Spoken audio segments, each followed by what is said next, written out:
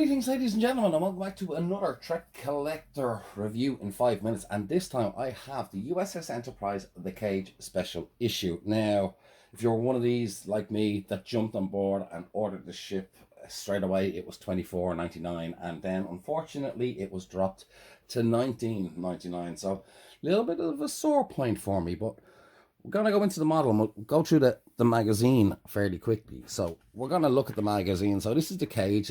It's the ship from the pilot episode of Star Trek, which was not aired.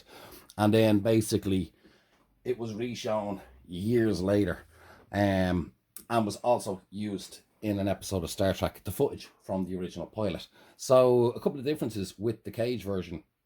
Well, one, it had no lights, the first model. So we'll see the windows here, and a larger deflector dish, and the nacelles were just caps with a point, so there was no kind of light effect in there.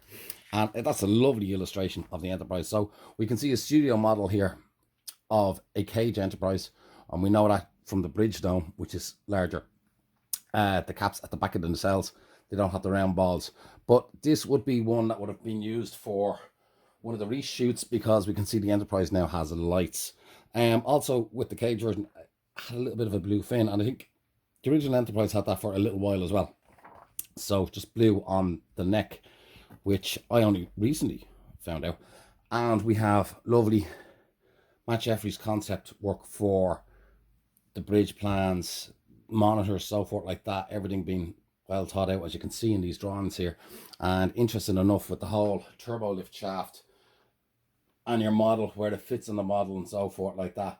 Huge debate over how the turbo lift shaft works. So but the main reason why it was put off center, if you look at the model, it actually has a little turbo lift shaft directly center of the bridge, but they went off to the right, just so when a special guest walked in, you could see Captain James T. Kirk on his chair, and you could see the special guest showing. So it was for filming purposes. Some more Jeffries concept artwork for the actual sets, which is really, really cool. And like a lot of thought put into these by Mr. Jeffries, which, you know, such a cool guy. So that's the magazine. So let's get into the ship. Okay, so first things first, we'll weigh her up with the stand, and she's coming in at 117 grams on the stand, and then without the stand, she weighs in at 52 grams. Now let's have a little close look at this beauty. So, okay, this, I believe, is a different mold, and unfortunately the biggest mistake Eaglemoss made was the bridge dome, which should be a lot larger, which is one of the biggest obvious noticeable things wrong on the ship. Another thing, as I pointed out initially at the start, was that the first ship, and we can actually see misalignment with the windows, but those windows shouldn't be there. That would be off.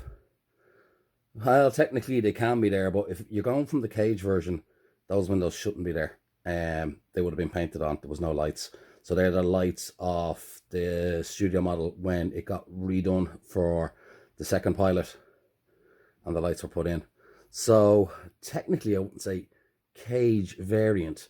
The deflector dish is kind of like this weird translucent plastic, which I know works well with the nacelles normally in most of our collection, but for the deflector dish, I'm not too keen on it. Let's have a look at the nacelles. So to me, I don't think we ever really, in the Cage, the first pilot version, we've seen the back of the ship. So that would be remastered. And I think a lot of the stuff is from the remastered. So if it was remastered, then again, yes, lights correct.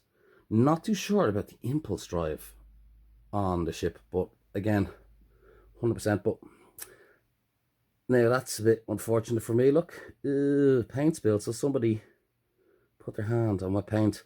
Something I'll probably be able to clean up myself, but that's unfortunate.